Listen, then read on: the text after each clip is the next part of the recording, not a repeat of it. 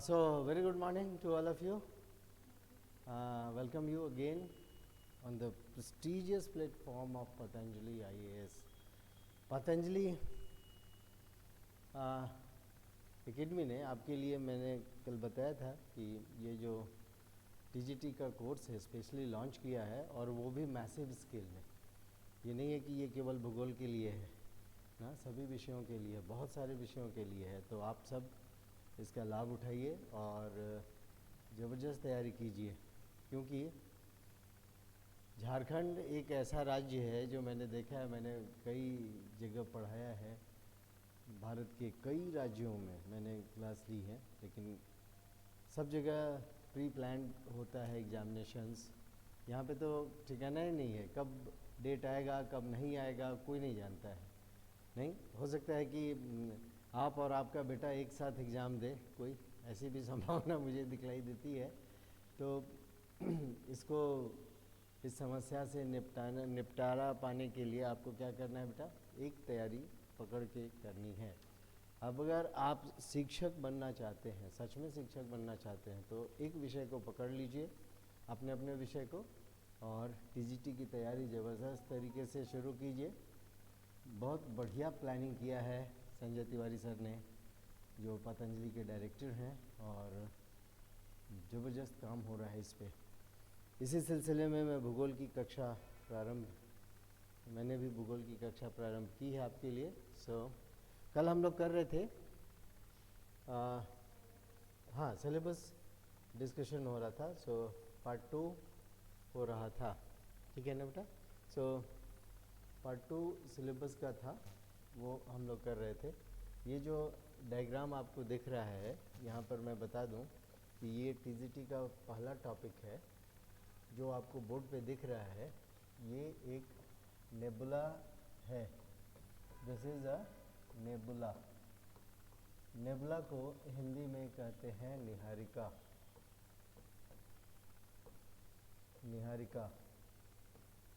तो पहला आप देखेंगे फिजिकल ज्योग्राफी का जो आपका सिलेबस का टॉपिक है, वो है निहारिका सिद्धांत, पृथ्वी की उत्पत्ति का निहारिका सिद्धांत। तो इसी में हम आपको बताएंगे कि ये जो निहारिका है, इसी से बाहर निकल कर क्यों बाहर निकले ये छल्ले, निकल के ग्रहों की उत्पत्ति हुई है।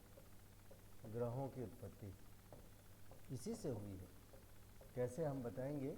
लेकिन अभी फ़िलहाल चूँकि डायग्राम दिख रहा था मेरे बैकग्राउंड में, तो ये मैंने आपको बता दिया। और ये जो बीच का पोर्शन बच गया बेटा, इसका टेम्परेचर बहुत ज़्यादा हो गया। टेम्परेचर ज़्यादा होने से यहाँ फ्यूजन होना शुरू हुआ, और फ्यूजन को बोलते हैं संलयन। और इस संलयन के परिणाम स्वरूप ये जो बचा हुआ पार्ट है, ये किस में बदल गया, सूर्य में बदल गया, सूर्य बन गया। तो ये सारी बातें हम करेंगे, लेकिन चूँकि इमेज यहाँ था इसलिए आपको ऐसे ही बता दिया, ठीक है। तो चलिए हम लोग पार्ट 2 सिलेबस में देख रहे थे। सिलेबस का पार्ट 1 हमने बताया, उसमें फिजिकल ज्योग्राफी मुझे दिखा। बहुत सारा पार्ट किसका था, फिजिकल ज्योग्राफी का। लेकिन ये 1 से 9 तक का 10 और 11 नंबर जो टॉपिक थे बेटा, that was from economic geography. Economic geography, तो ये पार्ट 1 सिलेबस का था, जिसकी चर्चा हम लोग कर चुके हैं। Topic number 1 to 9 was from physical geography, and topic जो 10 था, याद है बेटा 10वां टॉपिक क्या था, प्लांटेशन एग्रीकल्चर, न बागानी कृषि। और 11वां टॉपिक था भारत में लौह अयस्क उद्योग, iron and steel industry of India. तो ये काम किए हैं। अब हम लोग करते हैं पार्ट 2 ऑफ द सिलेबस। शुरू भी कर दिए थे हम, कुछ क्वेश्चन भी आपको दिए थे sorry. Part 2 of the syllabus. Part 2 में पहला जो टॉपिक है, हाँ, physiographic of India. Physiographic of India. तो भारत के भौतिक प्रदेश के बारे में आपको जानना है। भारत के भौतिक प्रदेश, भारत भौतिक प्रदेश, इसके बारे में मैंने कल बातें आपको बताई थी बेटा कि भौतिक प्रदेश से तात्पर्य होता है किसी भी क्षेत्र में क्या क्या ढूंढना है आपको। पर्वतीय क्षेत्र,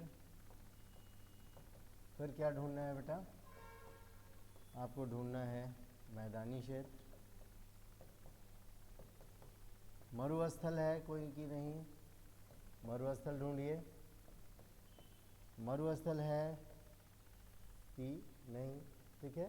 सो पर्वतीय क्षेत्र, मैदानी क्षेत्र, मरुस्थल, फिर पठार भी ढूंढना होता है, पठार है कि नहीं, है दक्कन का पठार हम लोग के पास, नहीं, पठार ढूंढना है। उसके बाद द्वीपीय प्रक्षेत्र भी देखना है, द्वीपीय क्षेत्र भी देखना है। तो ये सब के सब भारत में है।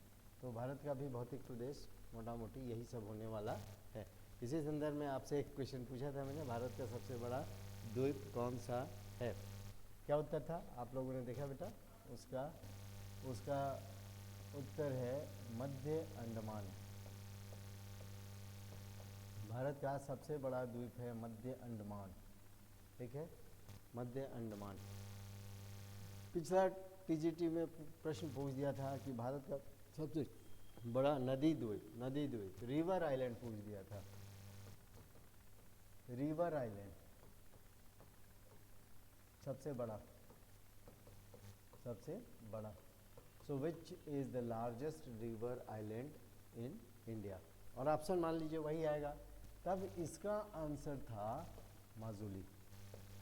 माजुली ब्रह्मपुत्र नदी द्वारा निर्मित एक नदी द्वीप है जो असम में है, असम, ब्रह्मपुत्र नदी। तो ये सारी बातें हम करेंगे, एक थोड़ा सा फ्लेवर देते चल रहे हैं आपको कि किस तरह का प्रश्न आपसे पूछा जाता है। तो ठीक है, तो उसके बाद climatic regions of India part 2, फिर सेकंड सिलेबस का दूसरा टॉपिक है क्लाइमेटिक रीजन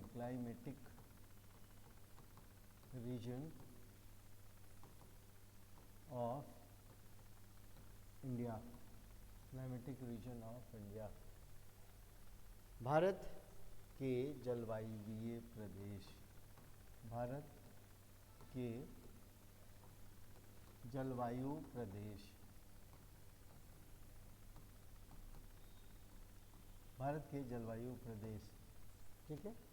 तो भारत को कितने जलवायु प्रदेशों में बांटा गया है और कौन सी जलवायु यहाँ पर ना पाई जाती है। वैसे आप देखें मोटे तौर पे विश्व के संदर्भ में हमारी जलवायु किस प्रकार की है बेटा, मॉनसूनी जलवायु है। समग्रता से भारत की जलवायु को किस नाम से जाना जाता है, मॉनसून क्लाइमेट, मॉनसून क्लाइमेट, ठीक है।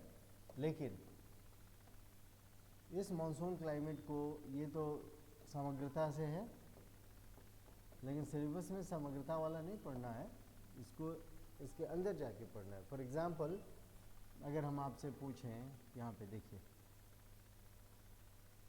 यहाँ पे ये पठारी भाग है कर्नाटक, तमिलनाडु, केरला का, ठीक है, ये पठारी भाग है।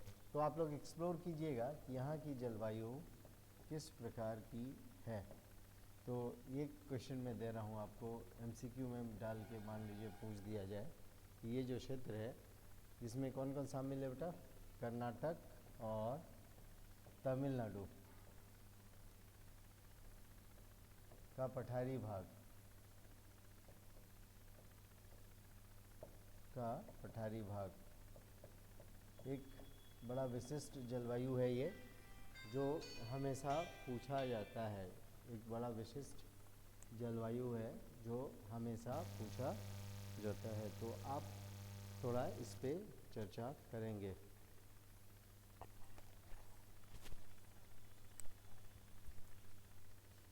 हेलो, हाँ हाँ, कितना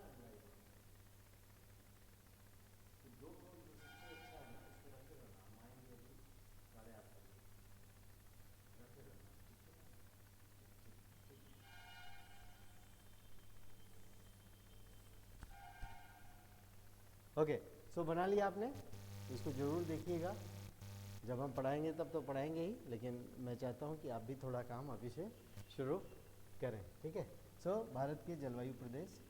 उसके बाद हम लोग का तीसरा टॉपिक है यहाँ पे बेटा, natural vegetation of India. Natural vegetation of India, natural vegetation of India, of India. Syllabus discussion में ही आपको मज़ा आ रहा होगा, ये तीसरा टॉपिक है, क्योंकि यहाँ उतार के सिलेबस नहीं लिखना है, आपको दिखलाना भी है कि उसमें क्या क्या है। जैसे इसका अगर हम लोग हिंदी करें तो क्या हो गया, भारत प्राकृतिक वनस्पति, प्राकृतिक वनस्पति।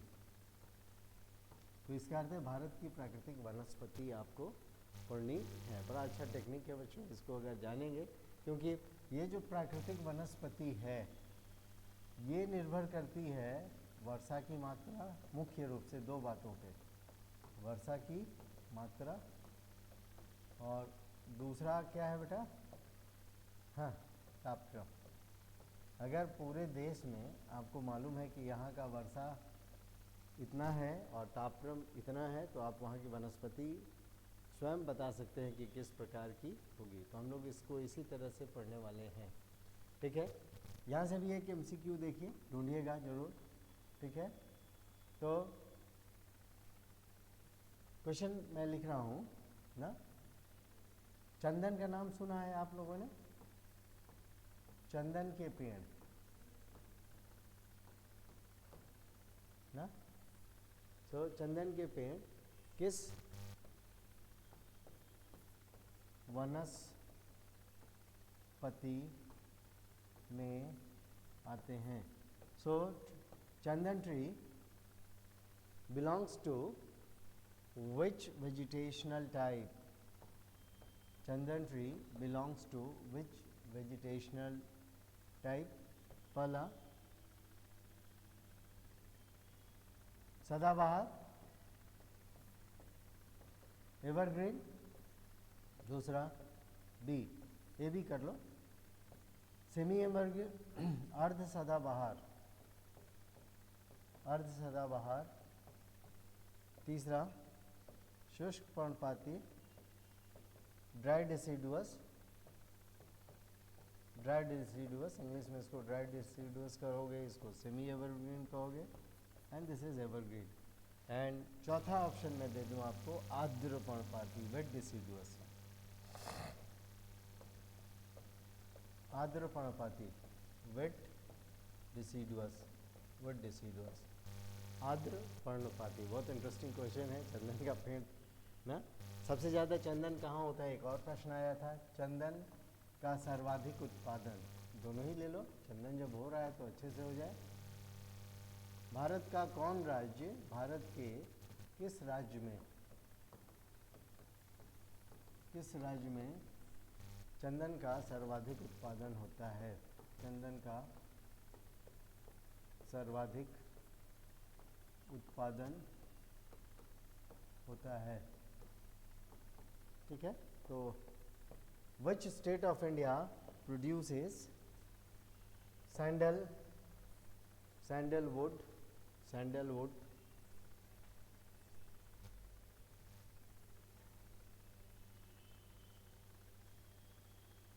Sandalwood. Which state of India is leading producer of sandalwood, ऐसे लिख लो, leading producer of sandalwood. A Tamil Nadu, B Karnataka, C Kerala, Kerala, और डी ऑप्शन बड़ा ही ना, MP। तो ऐसा होगा। तो चंदन को हम लोग सैंडलवुड कहते हैं, ये तो आप सब जानते ही हैं, सैंडलवुड। तो वे एक विशेष प्रकार की वनस्पति है भारत के संदर्भ में। तो एक सैंपल आपको दिया, यहाँ से दो प्रश्न आपको दिया, दोनों ही एग्जाम में पूछे हुए हैं। So both have been asked in the examination. चलिए आपको बता दें कि ये सारी बातें होंगी, लेकिन अभी से आप जान लीजिए कि चंदन के पेड़ शुष्क पर्णपाती वनस्पति से संबंधित हैं? ड्राई डिसीडुअस, ड्राई डिसीडुअस किससे संबंधित है बेटा? ड्राई डिसीडुअस। और भारत में चंदन सबसे ज़्यादा कौन राज्य उत्पन्न करता है? Do you know this? Karnataka. हाँ, वीरप्पन का नाम सुना है आपने ना, चंदन का तस्कर है, मूवी शूवी सब बनी है। सो अगर वीरप्पन का नाम आता है तो आप इसे गलत नहीं करेंगे निश्चित रूप से। तो ऐसे ऐसे प्रश्न आप तैयार करेंगे, बहुत अच्छे से करने वाले हैं हम सभी। Okay, so natural vegetation of India. उसके बाद water power of India. Good, very good. ये सब बहुत अच्छे टॉपिक दिए हैं टीजीटी के सिलेबस में, बड़ा इंटरेस्टिंग भी है। Water power of India 4 number topic है, water power of India. Water power of India, Bharat जल शक्ति एक एक लाइन का इस तरह का सिलेबस का टॉपिक है, भारत की जल शक्ति, वाटर पावर ऑफ इंडिया। ठीक है, फाइन। तो पहला, जैसे इसमें एक क्वेश्चन आ सकता है कि 1 2 3 4 थर्मल पावर,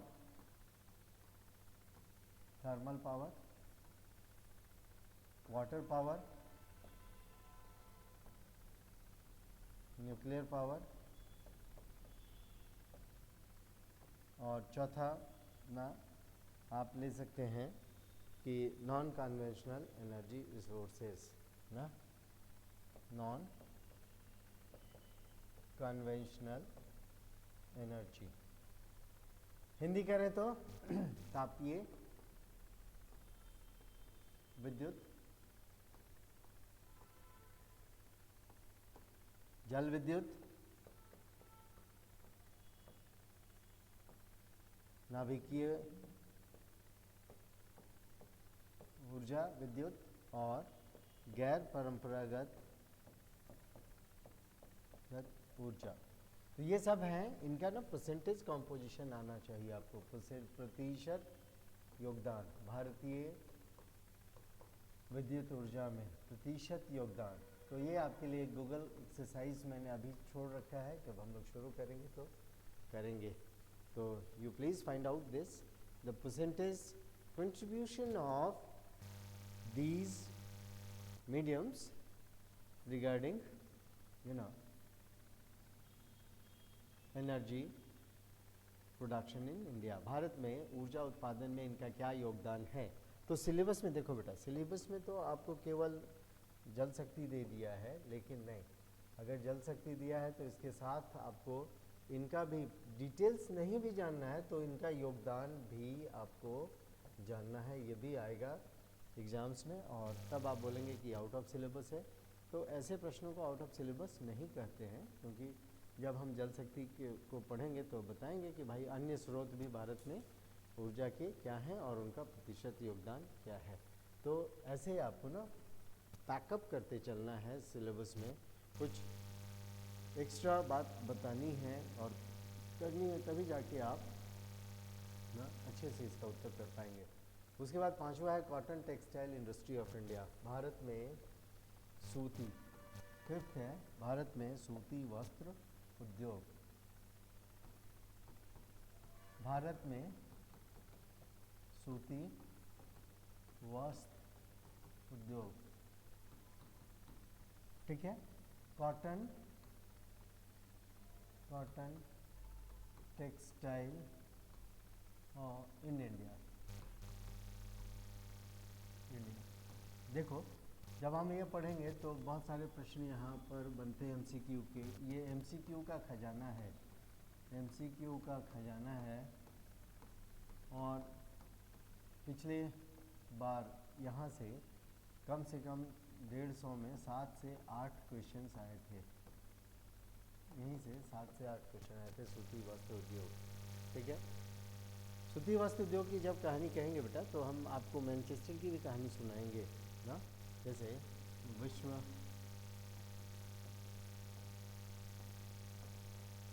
सूती वस्त्र उद्योग की राजधानी।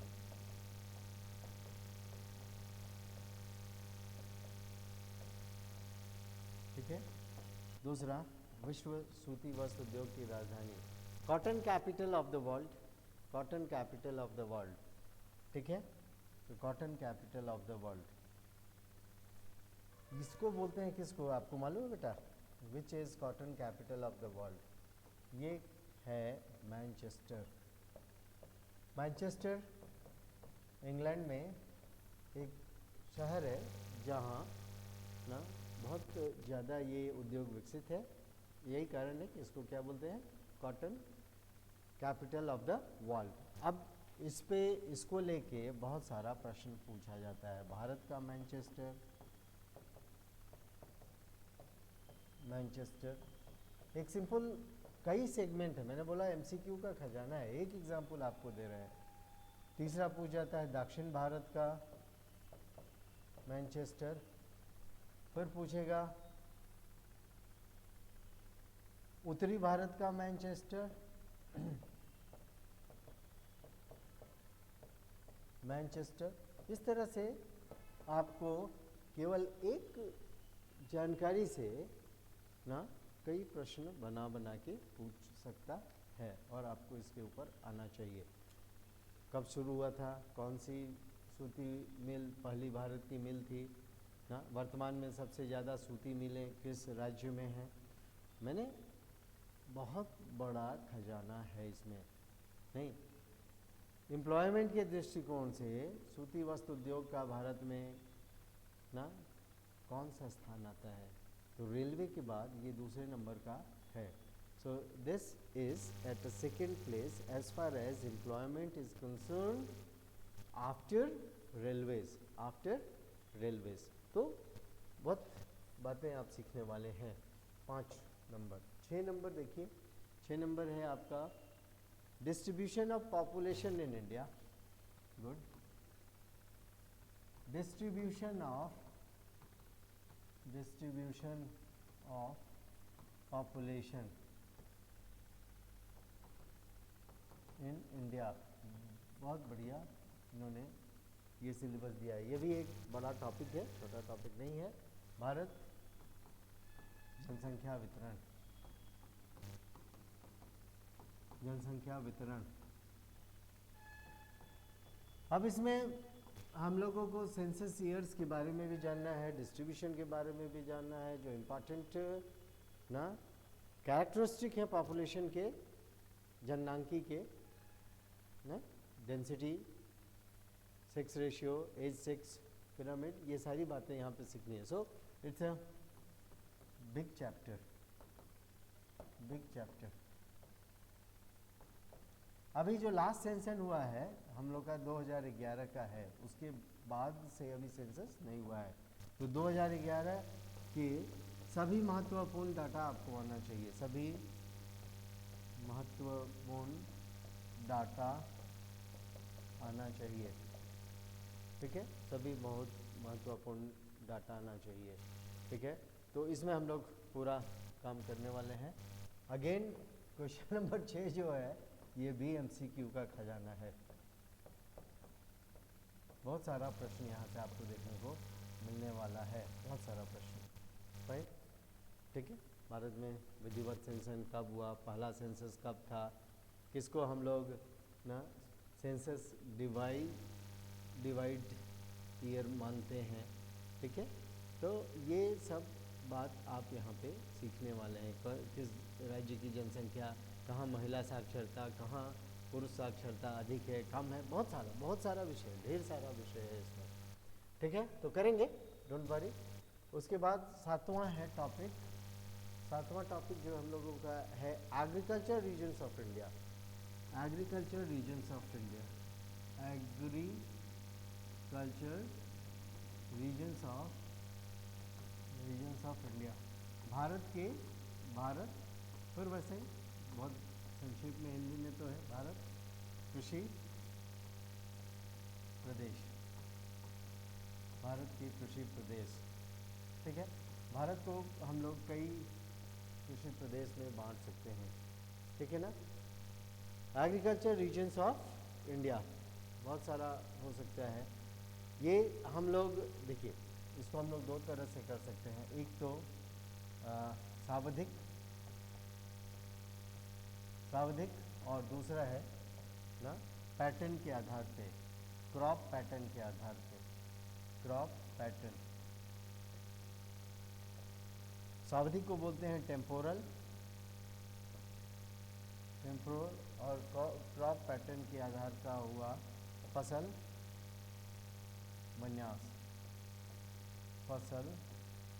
विन्यास के आधार पे हम लोग ना, जैसे आपको एक MCQ मैं मैप की सहायता से पूछता हूँ बनाकर, ठीक है। देखिए आपको भी मेरी तरह मैप 5 सेकंड में बनाने का प्रैक्टिस करना चाहिए। देखिए कहीं से गलती नहीं होता है, पूरा लगभग ठीक मैप बन जाता है इन 5 सेकेंड्स। तो this is how you have to learn this technique. ये बहुत जगह काम आने वाला है। आपको एग्ज़ाम में मैप बनाने नहीं बोलेगा, लेकिन यस, जब आप JPSC की परीक्षा देंगे, मैंने बोला कि TGT की तैयारी केवल TGT की तैयारी नहीं है, ये ज्योग्राफी के इतने विषय हैं कि इसमें JPSC का लगभग आधा सिलेबस कवर हो जाएगा। तो ना, और दूसरे विषय में GS में आपको बहुत फ़ायदा होने वाला है। So agriculture regions in India. अब हम आपको देखिए, एक ये असम की घाटी वाला क्षेत्र करते हैं, यहाँ पर वेस्ट बंगाल वाला क्षेत्र हाईलाइट करते हैं, यहाँ कृष्णा गोदावरी वाला क्षेत्र करते हैं। 1 2 3, ठीक है, 1 2 3। अब इसमें से हम आपसे ऑप्शन पूछते हैं, इसमें चाय जूट क्षेत्र की पहचान करें। Identify the tea jute regions of India, tea jute regions of India. A option भी दे रहा है, ये MCQ था, मैंने आपको बताया 1 2 3 रीजन दिया है। All, B, only, 1, C, 1 2, D, non.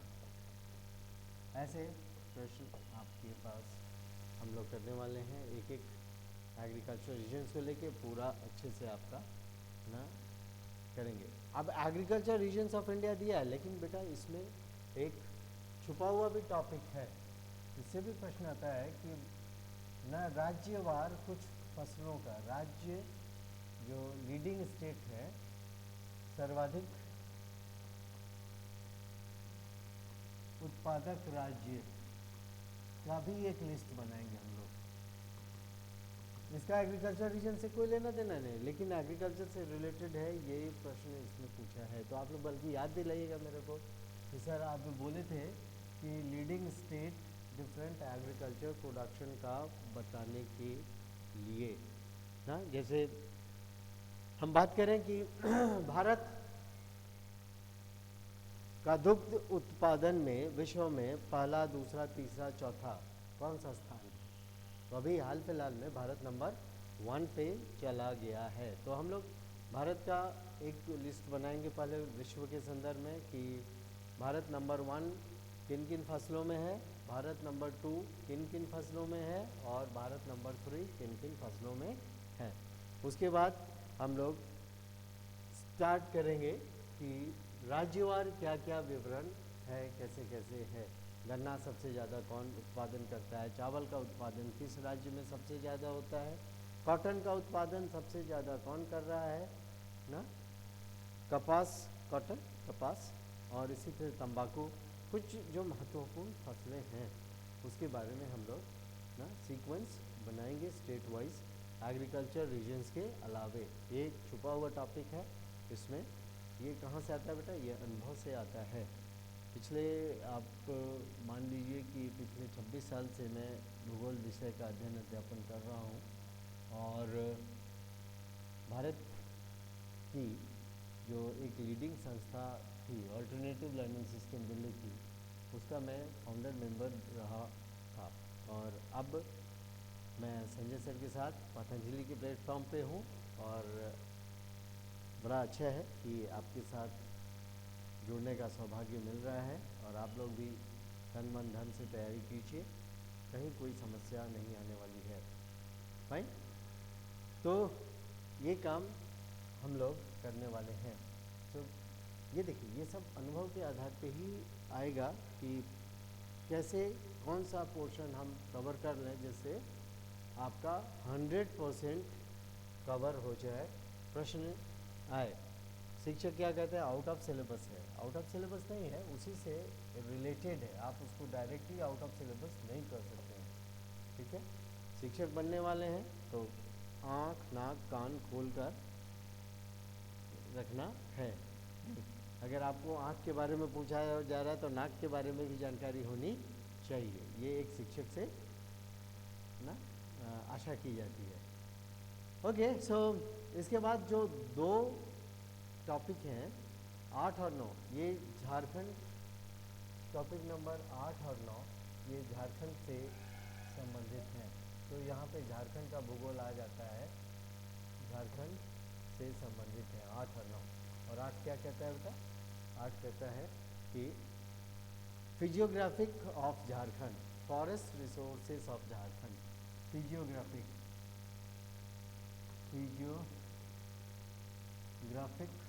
Of Jharkhand. And दूसरा नौवां क्या है बेटा, नौवां टॉपिक है,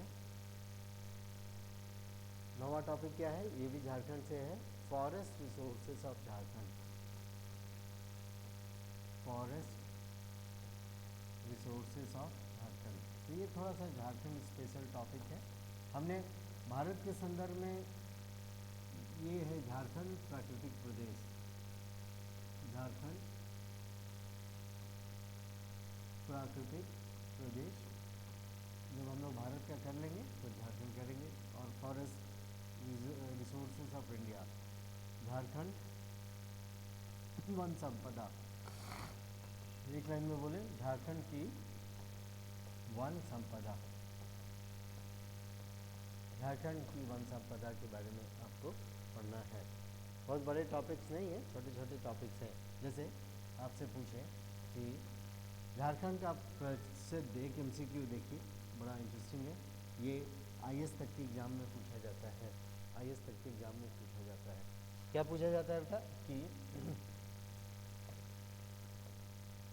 झारखंड में प्रसिद्ध सारंडा पेटी, सारंडा पेटी, right. So the famous Saranda belt of Jharkhand, the famous Saranda belt of Jharkhand belongs to mainly which district? A,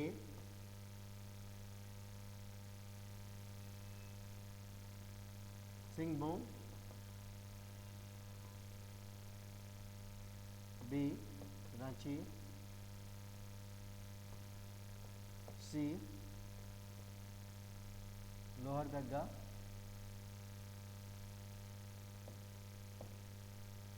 D, Jamshedpur.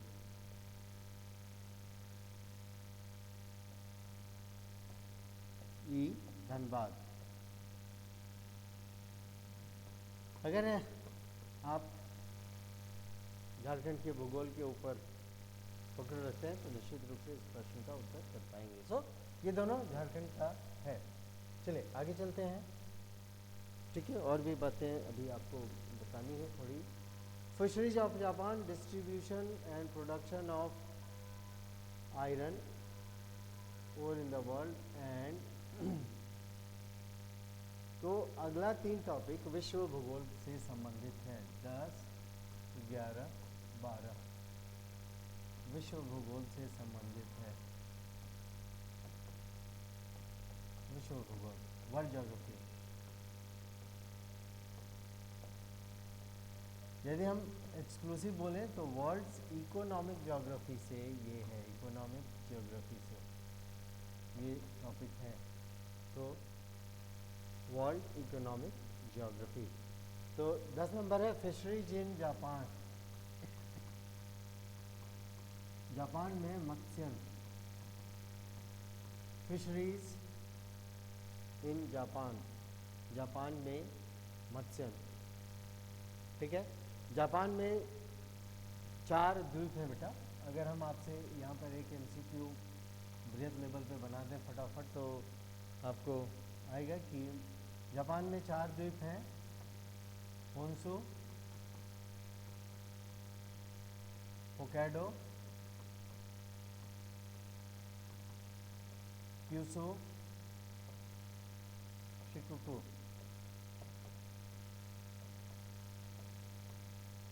इसमें से एक आइलैंड ऐसा है बेटा जो मत्स्यन के लिए आदर्श स्थिति में पड़ता है, which is in the ideal zone for fishing.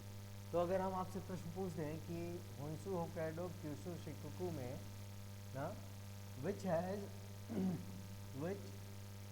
Is the largest और मोस्ट डेवलप्ड इन फिशिंग, इनमें से कौन सा द्वीप मत्स्यन के लिए सबसे आदर्श स्थिति में है या मत्स्यन के संदर्भ में सर्वाधिक विकसित है। तो ऐसे प्रश्न आप लोग जापान के मत्स्यन में करने वाले हैं। और थोड़ा सा विश्व भूगोल के ऊपर भी देखिए, भूगोल के 3 भाग हैं, फिजिकल ज्योग्राफी, वर्ल्ड ज्योग्राफी और इंडियन ज्योग्राफी। तो कुछ लोग बोलते हैं कि पता नहीं कैसे सिलेबस बना दिया और यहाँ पे जापान का मत्स्यन दे दिया। नहीं नहीं नहीं, ये बहुत ही सोच समझ के काम किया गया है। आप शिक्षक बनने जा रहे हैं, आपको भौतिक भूगोल भी आना चाहिए, आपको विश्व भूगोल भी आना चाहिए, भारत का भूगोल भी आना चाहिए, और चूंकि आप झारखंड में हैं इसलिए झारखंड का भूगोल भी आना चाहिए। तो टीजीटी का ब्यूटी क्या है बेटा, आपने देखा टीजीटी में आपको ना फिजिकल ज्योग्राफी, प्राकृतिक भूगोल, फिर विश्व भूगोल, फिर भारत का भूगोल और फिर झारखंड का भूगोल, तो चारों अवयव पढ़ने के लिए प्रेरित किया जा रहा है इस ना सिलेबस के द्वारा। और ये चारों अवयव आप देख लेंगे ना हर जगह में है, चाहे आप जेपीएससी दीजिए, जेपीएससी में भी ये चारों अवयव हैं, चाहे आप सीटेट दीजिए, स्टेट दीजिए, स्टेट वाला दीजिए, जेटेट दीजिए, झारखंड एलिजिबिलिटी टेस्ट जेट दीजिए, ठीक है ना। तो ये सब में ये चारों आपसे पूछे जाते हैं, इसलिए मैं बोल रहा हूँ।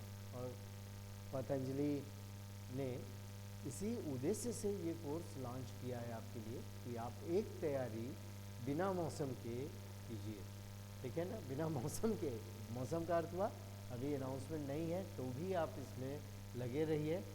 जैसे ही आएगा वैकेंसी, जैसे ही आएगा नोटिफिकेशन, आप दूसरे की अपेक्षा बहुत अच्छे स्थिति में होंगे और आपकी तैयारी बेहतर हो पाएगी, ठीक है।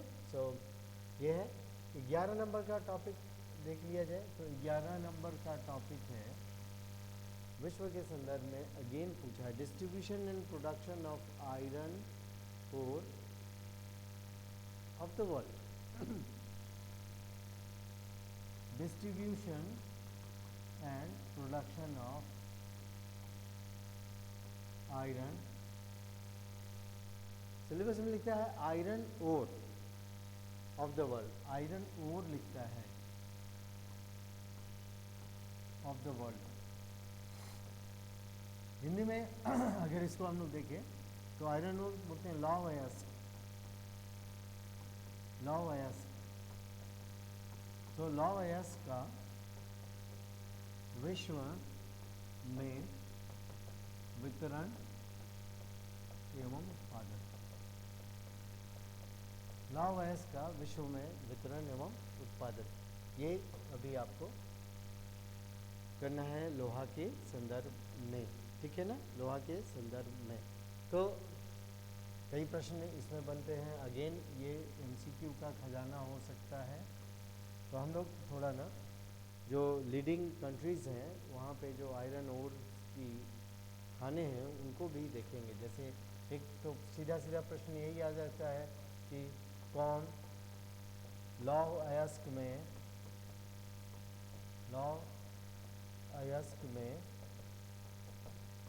अग्रणी है, विश्व में अग्रणी है।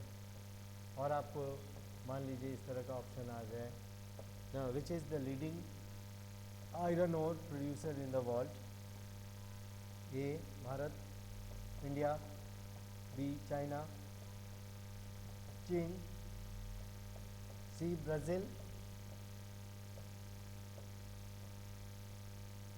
Brazil, D Canada.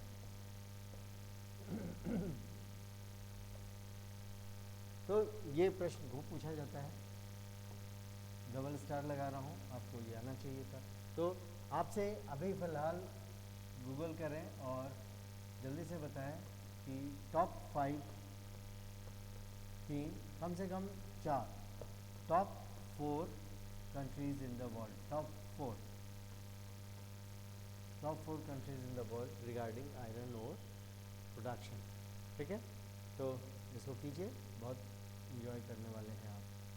And last topic है energy resources of the world, coal and hydel power.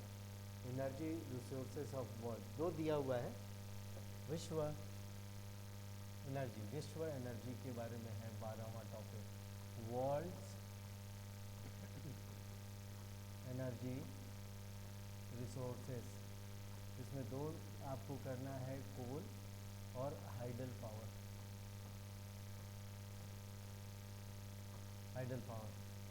विश्व ऊर्जा संसाधन,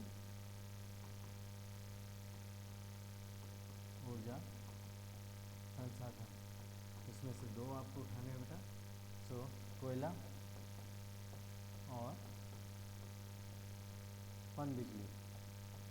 पनबिजली हम लोग भारत के संदर्भ में भी इसी पेपर में पढ़ने वाले हैं, तो वो भी एक तरह से इसी का पार्ट होगा, हाँ, वो भी एक तरह से इसी का पार्ट माना जाएगा। तो पनबिजली, hydel power in the world, ठीक है।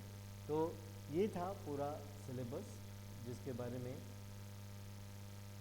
हमने विस्तार से आपको समझाया, कुछ साथ एग्जाम्पल भी दिए कि कैसे आपको इसके ऊपर नज़र रखनी होगी। और मुझे विश्वास है कि आप काफ़ी अच्छा करने वाले हैं, ठीक है। तो यात्रा की शुरुआत हम लोग कर चुके हैं। एक टीजीटी की तैयारी से आप बहुत सारा काम करने वाले हैं। तो टीजीटी को अभी पकड़िए, ये सबसे उचित कदम है, ये आपको क्या रखेगा बेटा, ये आपकी तत्परता को बनाए रखेगा। आने वाले समय में जो भी वैकेंसी आएगी आप इस तैयारी की सहायता से उसे क्रैक कर पाएंगे। लेकिन आप एकदम छोड़ देंगे और तैयारी नहीं करेंगे तो एक वैक्यूम, एक शून्य की स्थिति आपके पास हमेशा रहेगी। तो उस शून्य को भरना है इसकी तैयारी करके। तो नोटिफिकेशन का इंतज़ार मत कीजिए, don't wait for the notification, ना, straight way come, join our group, तो Patanjali group of TGT. Massive launching हुई है कल से और हम लोग लगातार इस पे काम कर रहे हैं। अब आपको बताने जा रहे हैं भूगोल में विशेष क्या होने जा रहा है। पतंजलि में भूगोल में विशेष आपको क्या मिलने वाला है पतंजलि में, अन्य संस्थाओं या अन्य लेक्चर्स की अपेक्षा आप किस तरह से यहाँ पे लाभान्वित होने वाले हैं। तो सबसे पहले कि जो अध्यापन शैली है वो बहुत ही यूजर्स फ्रेंडली है। कहते हैं ना कि यूजर्स फ्रेंडली है। यूजर फ्रेंडली टीचिंग क्या होता है बेटा? जो आपको समझ में आ जाए, क्लास में ही आपका अपना हो जाए और बातें आप खूब अच्छे से समझ पाएँ। तो देखिए, हमारे जो टेक्नोलॉजी है, टेक्नोलॉजी ऑफ ना लेक्चर डिलीवरिंग जिसको बोलते हैं, टेक्नोलॉजी ऑफ ना टीचिंग, मान लीजिए आप इसी से समझ लीजिए टीचिंग किस तरह से हम लोग यहाँ पे काम करने वाले हैं। So we are going to adopt a very special and effective way of teaching. हमारे पास आप क्लास में सबसे पहले मैं बोलता हूँ मेरे क्लास में, you don't only learn, I right, you don't only learn geography with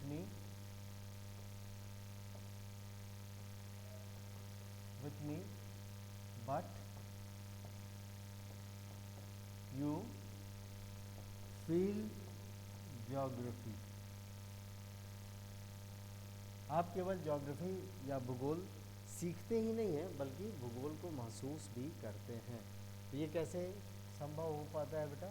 so this is possible ना because you see the things happening in the class, see the things happening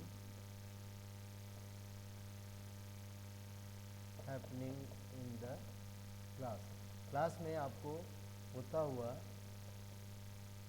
दिखलाते हैं। जैसे आपको मैं थ्योरी ऑफ प्लेट टेक्टोनिक करा रहा हूँ तो आप देखें ना, सब कुछ आपको होता हुआ दिखलाई देगा। जैसे एनिमेशन की सहायता से जब मैं आपको पढ़ा दूंगा नहीं तो मेरे पास बहुत ही बढ़िया टूल है, एटलस का भी टूल है, जस्ट सी दिस, कितना मज़ा आता है इसमें काम करने में।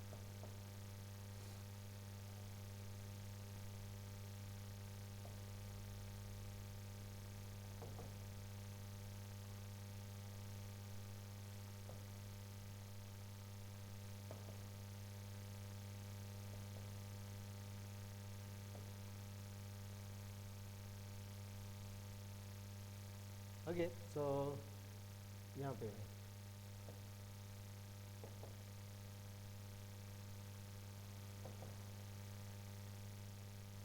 सो देखिए, जब मैं आपको सिस्मिक वेव्स पढ़ाऊँगा तो you can see the things happening here, ये सब होता हुआ देखेंगे। बहुत सारे एनिमेशन है, अभी कुछ आपको दिखला देता हूँ ना। पूरे इंडिया में इतने एनिमेशंस किसी शिक्षक के पास नहीं होगा जितने टूल्स मेरे पास हैं। ये सब 26 साल का कलेक्शन है और you are going to transform. जैसे यहाँ पे जो सीधे आपको टेक्टोनिक प्लेट्स बताऊँगा तो ये एक बहुत बढ़िया टूल है जिसमें एक साथ आप सभी प्लेट गतियों को देख पाएंगे होते हुए। ठीक है, तो अभी तो आपको समझ में नहीं आएगा, बट यस जब पढ़ाऊँगा तो इनकी सहायता हम लोग लेंगे। और ये जो हो रहा है आप देख रहे हैं, प्लेट मूव कर रहा है और इसमें इसके जो एग्जांपल्स हैं ये भी आपके साथ हैं। सो ठीक है, कुछ और एक दो दिखलाऊँ मैं आपको। भारत के भौतिक प्रदेश, जब हिमालय की उत्पत्ति दिखलाएंगे आपको तो दिखाएंगे कि भारत का जो ये प्लेट है कैसे गया, टकराया। नहीं, यही नहीं, दूसरे एनिमेशंस में रिप्रोड्यूस नहीं कर पाते हैं लोग, हम आपको ये होता हुआ धीरे धीरे स्टेप्स में दिखलाएंगे। तो आप देख सकते हैं कि ये यहाँ पर पहुँचा, इसके बारे में बताएंगे कि 55 मिलियन ईयर्स अगो यहाँ पे था, फिर ऐसे आया। अभी आप देखिए यहाँ पे क्या आप देख रहे हैं बेटा कि ये टेथे सागर स्पष्ट रूप से दिख रहा है। तो केवल बताना नहीं है, आपको दिखलाना भी है। ठीक है, और ये स्थिति आज है, ये पूरा आपको दिख रहा है। तो बहुत सारा एनिमेशंस है जिसकी सहायता से हम आपको फील कराएंगे भूगोल, केवल समझाएंगे नहीं, फील भी कराएंगे। ये देखिए पैंजिया का विघटन किस तरह से हुआ है, पैंजिया के अवयव कौन कौन से हैं। फाइंड, यहाँ से प्रश्न खूब पूछे जाते हैं पैंजिया को लेके, ठीक है। तो ये देखिए यू कैन रीबिल्ड पैंजिया, आप देखिए जोड़ रहा हूँ मैं, और यहाँ पे आप देखें। राइट, अब इस एनिमेशन में आप एक बात देख लीजिए, ठीक है। यस, इस एनिमेशन में आप देख लें कि ये जो पैंजिया था बेटा, ये पैंजिया, इसके दो पार्ट है, लॉरेंशिया और ये गोंडवाना। यहीं पे आपको पता चला गया, जैसे ये साउथ अमेरिका है, ये अफ्रीका है, ये इंडिया है, ठीक है ना, ये ऑस्ट्रेलिया है और ये अंटार्कटिका है। तो ये सब जो हैं South America, Africa, India, Australia, Antarctica, ये गोंडवाना भूमि का पार्ट है।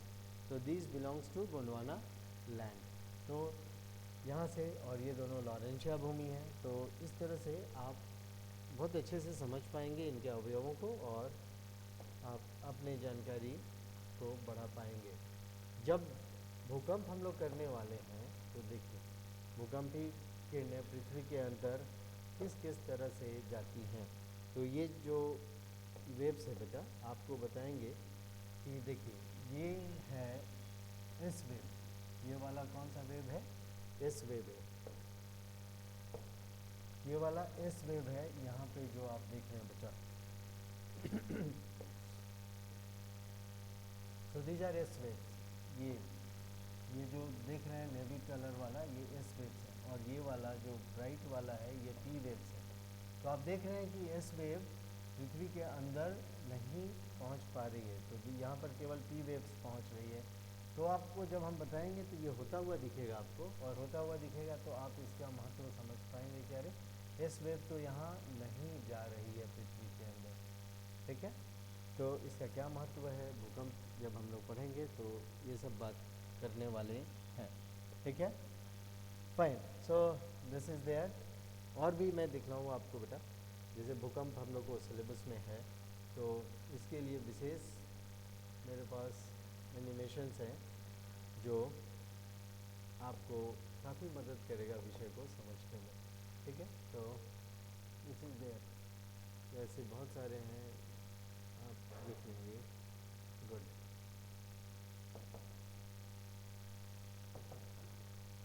एनिमेशन देखिए, यहाँ पे मैं जब सिस्मिक वेव्स पढ़ाऊँगा तो इसमें बहुत सारी बातें आएंगी, इसमें बहुत सारी बातें आएंगी। सो आप देखिए, यहाँ पे देखिए बेटा, ये प्राइमरी वेव्स है, उसकी प्रकृति क्या है, सेकेंडरी वेव्स है, उसकी प्रकृति क्या है, और टर्शियरी वेव्स है, उसकी प्रकृति, ये सारे उसी के पार्ट हैं। So it is there.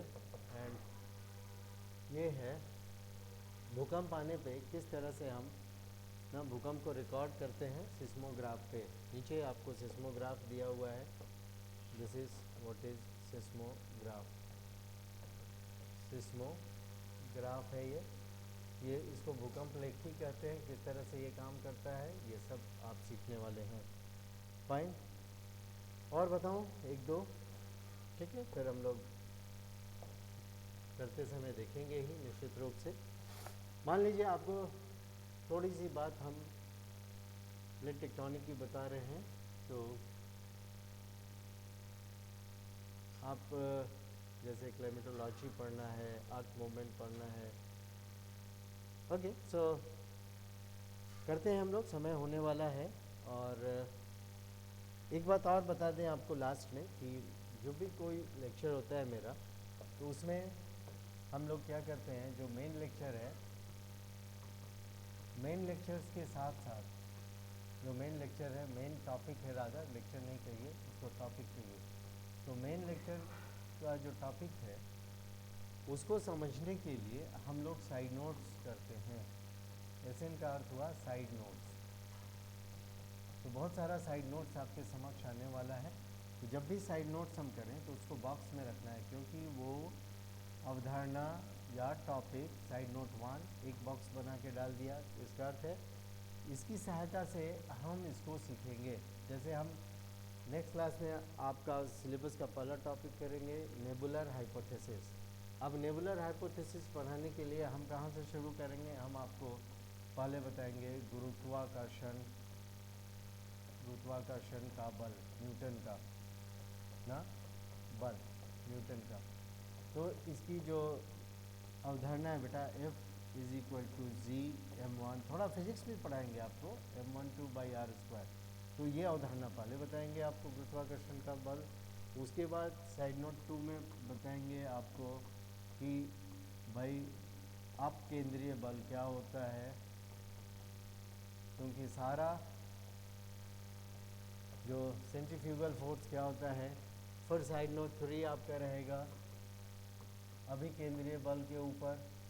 तो ये सारी बातें आपको चाहिए नेबुलर हाइपोथेसिस जानने के लिए। फिर साइड नोट 4, 4 साइड नोट आपको हम देंगे यहाँ पे कि नेबुला क्या होता है, व्हाट इज़ नेबुला, निहारिका क्या होता है। तो ये सब बॉक्स में जाएगा, तब जाके आपको मेन टॉपिक कराएंगे। और ये मेरा टेक्निक हर विषय के लिए रहता है कि I explain the concepts, basic concepts first and then I launch on the main topic. तो इस तरह से आपका ये कोर्स बहुत ही शानदार तरीके से पतंजलि IAS में होने वाला है और खूब एंजॉय करने वाले हैं। तो आइए जुड़िए हमसे, और नेक्स्ट क्लास यानी कि कल हम लोग पहला विषय शुरू करेंगे नेबुलर हाइपोथेसिस, ब्रह्मांड का। आप देखेंगे कि उसमें केवल हम लोग नेबुलर हाइपोथेसिस नहीं करेंगे, उसका एक समग्र अध्ययन करने वाले हैं। ठीक है, so have a very good day. फिर मिलते हैं टुमारो एट 7:30। ठीक है, बाय, सी यू।